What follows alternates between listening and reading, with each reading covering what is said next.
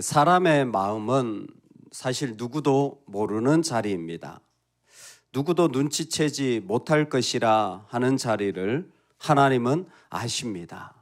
그 마음이 얼마나 차가워졌는지, 그리고 그 사람이 어떤 하나님을 향하여 반대로 걸어가고 있는지 하나님은 그 모든 것을 알고 계십니다.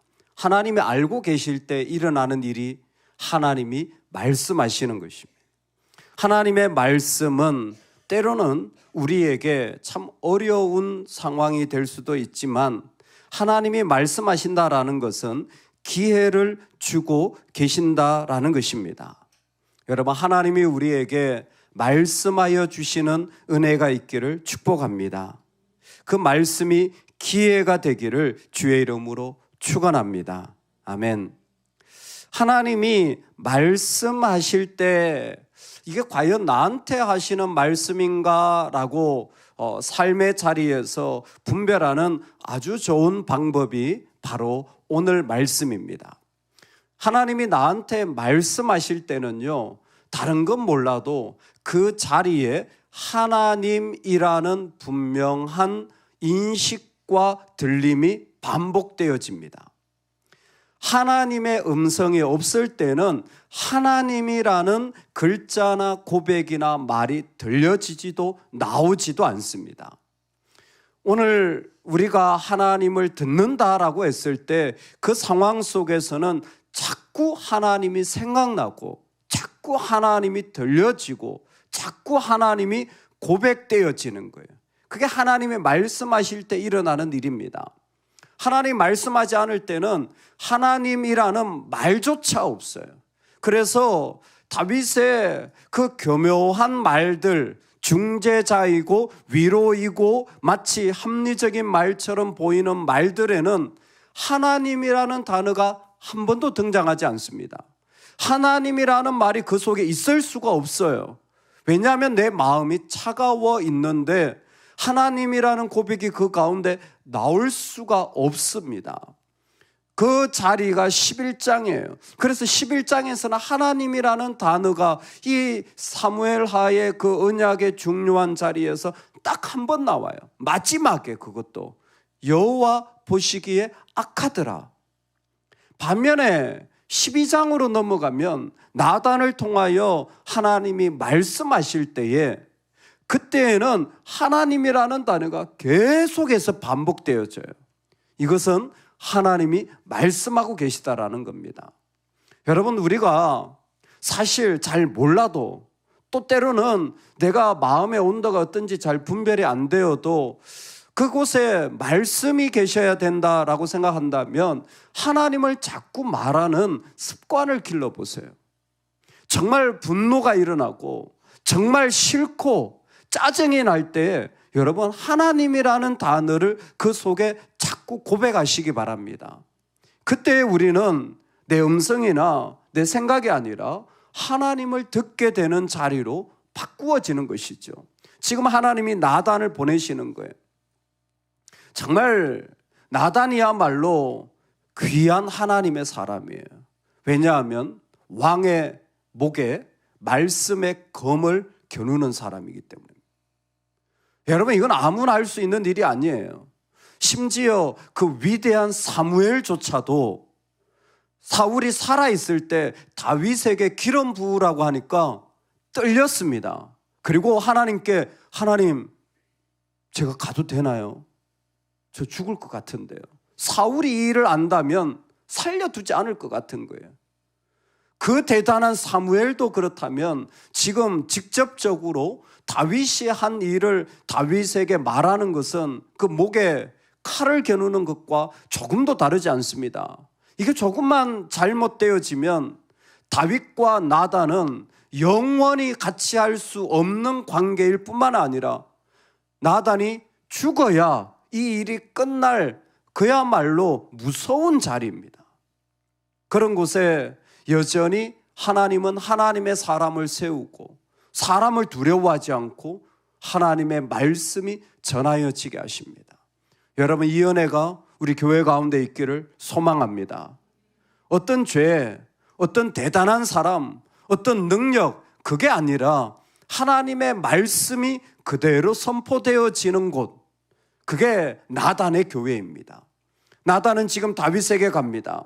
다윗에게 가서 그에게 하나님의 말씀을 전합니다. 여러분, 하나님의 말씀은 비난이 아닙니다. 하나님이 말씀하실 때는 비난이 아니에요. 우리가 주의 마음으로 할 때는 그게 비난이 아닙니다. 그 가운데 그 죄를 드러내고자 함입니다. 그래서 나단은 비유를 사용합니다.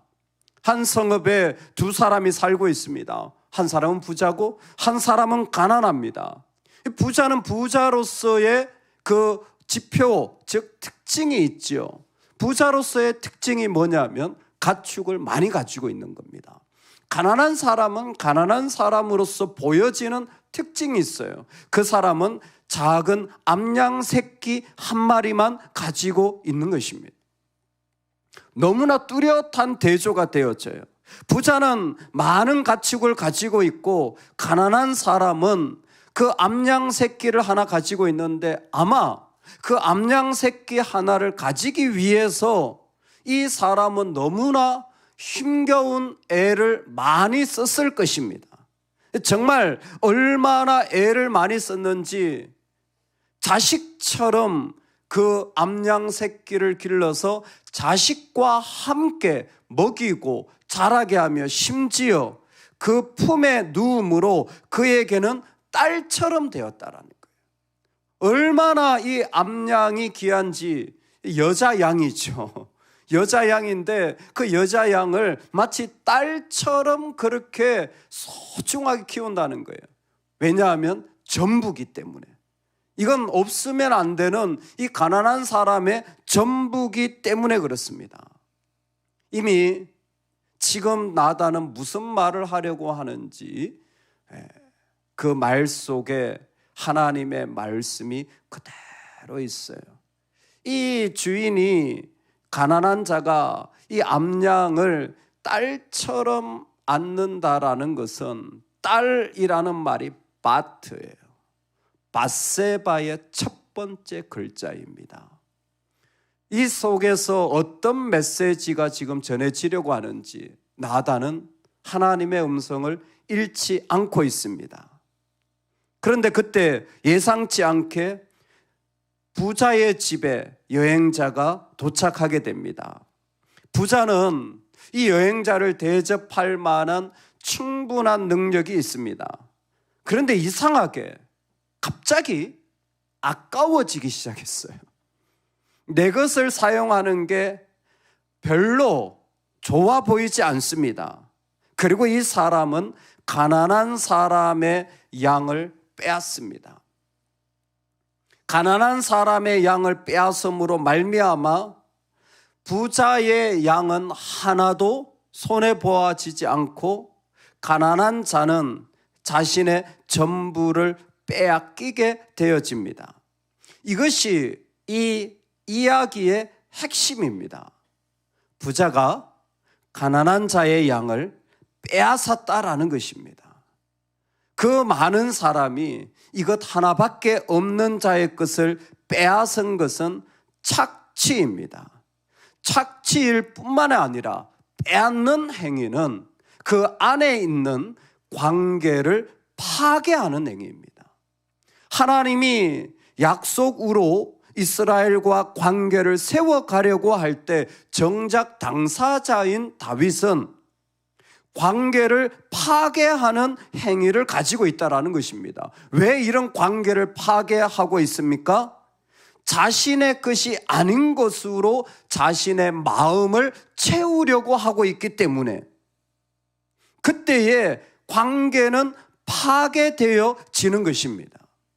여러분, 우리의 마음은 오직 주의 말씀만으로 채워질 수 있기를 소망합니다.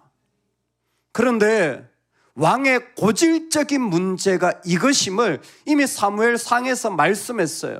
왕은 많이 가지고 있음에도 불구하고 백성들의 것을 빼앗을 것이다. 너희들의 아들들을 빼앗아 병사로 만들고 너희들의 곡식을 빼앗아 세금으로 자기 곡창에 채우고 너희들의 딸을 빼앗아 자기 농사 짓는 일을 시킬 것이고 왕은 빼앗는 고질적인 병을 가지고 있는 거예요. 여러분, 그게 우리예요. 우리가 말씀으로 채워지면 될 것 같죠? 우리는 이 세상에 있는 내가 원하는 게 채워져야 되는 사람. 우리는 내가 원하는 게 그 가운데 충만해져야 되는 사람. 이 고질적인 병을 가지고 있는데 이게 채워지지 않으면 어떻게 합니까? 빼앗으려고 하는 거예요. 어떻게든 그게 채워질 때까지 끊임없이 비난하고 비방하고 미워하고 싫어하고, 그게 우리의 마음이에요. 여러분, 주의 성령과 말씀으로 채워지시기 바랍니다.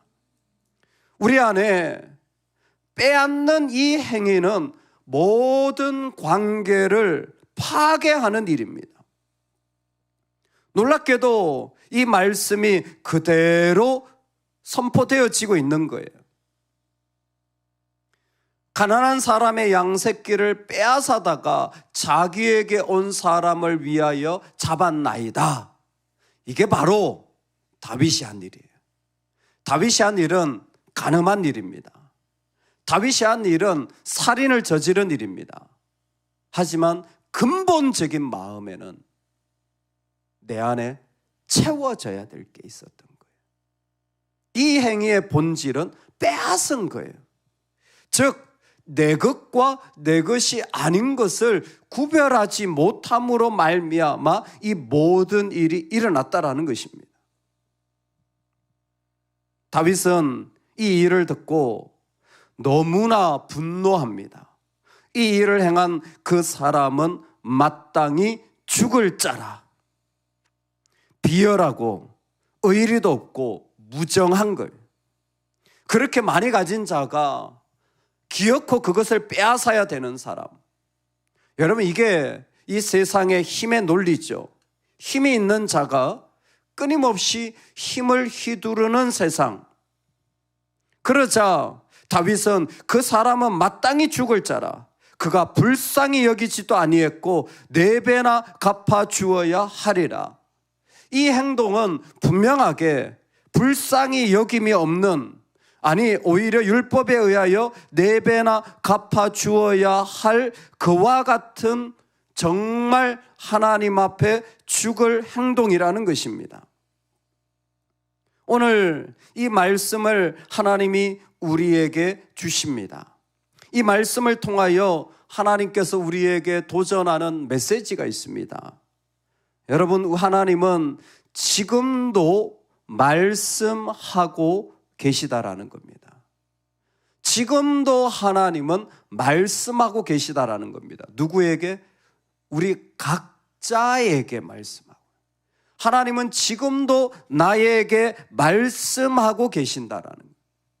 나에게 말씀을 해주실 때 그것이 다 아름답지 못한, 들을 때 거북하고 힘든 일들일 수 있습니다. 때로는 그 일들은 하나님이 심판하셔야 될 내용도 포함되어져 있습니다. 여러분, 그 말씀이 우리에게 하나님의 음성으로 들려지기를 소망합니다. 나단이 필요한 이유는 하나님이라는 분이 그 영혼에 들려지기까지 쉬지 않고 하나님의 자녀들에게, 하나님은 각자에게 말씀하시는 거예요. 그 말씀을 통하여서 하나님은 그 사람을 깨우쳐서 그곳에서 돌이키길 원하시는데, 우리가 기도할 내용은 이겁니다. 하나님, 내 영혼에 직접적으로 계속해서 말씀해 주세요. 다른 사람 말고 하나님 나에게 계속 말씀하여 주시옵소서. 오늘 우리의 기도 속에 이 기도가 있기를 소망합니다. 여러분, 이 기도를 할 때에 결단하셔야 될 내용도 포함되어져 있습니다. 하나님의 심판은, 하나님의 죄에 대한 일들은 계속해서 하나님께서 그 일들을 이루어 가십니다. 다윗이 말했습니다. 4배나 갚아 주어야 하리라. 말씀 그대로 다윗은 말했고, 말씀 그대로 하나님은 진행하십니다. 그래서 다윗은 밧세바의 아들 암논, 압살롬, 아도니아를 잃게 됩니다. 하나를 취했지만 4명의 아들을 잃게 됩니다. 하나님께서는 지금도 우리 안에 말씀하셔서 하나님의 말씀이 그대로 이루어지도록 선포하십니다. 여러분, 그 하나님이 말씀하실 때에 그 말씀이 내 안에 이루어지는 축복이 있기를 소망합니다. 왜냐하면 그게 기회이기 때문에 그래요. 그때가 바로 내가 하나님 앞에서 다시 살아갈 수 있는 기회를 주고 계시기 때문입니다. 그래서 12장은요, 그 죄를 드러내는 일이지만, 심판을 말하지만 사실은 살아나는 시간이에요. 사실은 회복되고 다시 시작하는 시간이에요. 할렐루야. 오늘 하나님이 우리에게 그 축복을 주시는 거예요. 우리 인생에 실패가 있고 어려움이 있어도 하나님은 말씀을 주심으로 너 다시 시작할 수 있어. 너 새롭게 시작할 수 있어. 너 다시 한번 하나님 앞에 걸어갈 수 있어. 말씀하여 주시는 거죠. 여러분, 이 축복이 우리에게 그대로 이루어지는 복이 있기를 소망합니다. 예. 그래서 우리는 적극적으로 주님을 들어야 돼요. 주님을 들을 때에 우리의 모든 삶은 다시 살아나게 될 줄로 믿습니다. 아멘. 두 번째로, 하나님이 나한테 말씀하실 뿐만이 아니라 그 속에서 하나님께서 하시는 역할은 우리가 한 일을 보게 하여 주십니다. 하나님의 말씀이 들려질 때 일어나는 일들은 우리 자신을 보게 해주는 거예요. 여러분, 말씀이 들려진다는 말 자체가 내 자신을 선명하게 보는 것입니다. 다윗이 한 일이 무엇이냐면 빼앗은 일이에요. 그러면 오늘 우리에게 혹시 우리가 빼앗는 일을 하진 않았는지 살펴보시기를 축원합니다. 내가 충분히 할 수 있고 내가 가질 수 있고 내가 누릴 수 있지만 혹시 다른 사람의 것을 빼앗은 것은 여러분, 우리 안에서 돌이켜져야 합니다. 빼앗는 것이 무엇입니까? 경계가 무시되어진 거예요. 경계가 무시되어진 거예요. 간음한 이 일을 신약 성경에서 이렇게 얘기했습니다. 교회에서 자매를 대할 때, 여자 성도를 대할 때 집에 있는 형제처럼 대하라 그랬어요. 집에 있는 누이 동생이나 누나처럼 대하라 그랬어요. 가족끼리는 간음할 수 없잖아요. 그건 안 되잖아요. 그렇게 대하라고 말하는 거예요. 왜요? 경계를 확실하게 가르쳐 주는 거예요. 십계명은 우리에게 경계를 그어주는 겁니다. 소유, 사람, 여러분, 우리 감정에도 경계가 있기를 소망합니다. 생각에도 경계가 있기를 소망합니다. 여러분, 내 말에도 경계가 있기를 소망합니다. 이 경계가 무시되어지면 빼앗는 거예요. 내가 하고 싶은 말을 다 하면 안 되는 거예요. 내가 하고 싶은 생각을 다 하면 안 되는 거예요. 경계가 무시되어지면 그건 다른 사람에게 주신, 하나님이 그 사람에게 허락하신 그 모든 것을 다 빼앗는 거예요. 여러분, 우리가 말할 수 있다고 다 말하면 안 되는 거예요. 그 경계는 무시되어지면 그때부터 내가 간음한 사람이에요. 이건 육체적인 간음만이 아니라, 이거는 물질적인 간음만이 아니라 영적인 간음이 되어지는 거예요. 하나님은 우리에게 경계를 세우셔서 마땅히 죽어야 될 자리와 마땅히 죽지 않아도 될 자리를 말씀하여 주신 분입니다. 이 말씀이 우리에게 적용되어져서 우리가 밧세바를 빼앗는 것 같은 경계를 무시하는 일들이 우리 삶의 곳곳에서 무너지기를 소망합니다. 아, 이건 내가 생각할 게 아니야. 하나님이 하실 일이야. 이건 내가 말할 게 아니야. 하나님이 하실 일이야. 내가 할 일을 다시 한번 경계를 세워놓고 보면 여러분, 우리가 할 일이 뭘까요? 우리가 할 일이 뭘까요? 한 가지더라고요. 사랑하는 일. 우리가 할 일은 사랑하는 거예요. 심지어 어떤 어려운 일들, 쉽지 않은 말도 충분한 사랑이 있어야 된다고 그랬어요. 그래서 사실을 말해도 사랑 안에서, 어떤 일을 해도 사랑 안에서, 저와 여러분이 이 경계가 지켜지길 소망해요. 일이 힘들고 막 저 사람의 말들이 막 안 좋아도 내 삶에는 성령의 경계, 말씀의 경계가 딱 있어서 내가 해야 할 사랑이 빼앗기지 않기를 소망합니다. 오늘 다윗에게는 경계가 다 무너졌어요. 그리고 자기 마음에 체험받아야 되는 이 무서운 일들이 일어나게 되었습니다. 하나님은 지금도 우리 삶에 말씀하고 계신 것을 여러분, 우리가 감사합시다. 하나님이라는 그 단어가 내 삶에 가장 어려울 때 더 많이 들려지는 가정과 일터가 되기를 소망합니다. 그럴 때 하나님이 우리의 모습을 드러내셔서 우리가 어떤 모습인지를 말씀하실 때에 혹시 너는 다윗처럼 빼앗는 자가 아니니, 혹시 너는 그 경계가 함부로 무너지는 자가 아니니, 그러지 마라.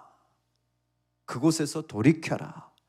오늘 저와 여러분의 삶에 이 하나님의 메시지가 충만하게 이루어지기를 소망합니다. 아멘.